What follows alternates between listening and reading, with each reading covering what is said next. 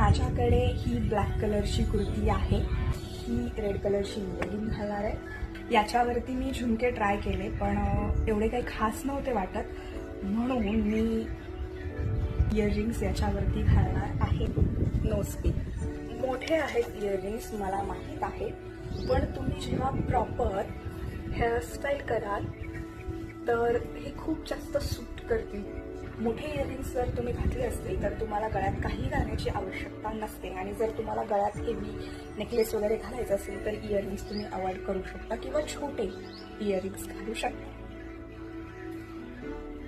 याला सूट होईल ना अशी सिंपल हेअरस्टाईल आपण करूया लगेच।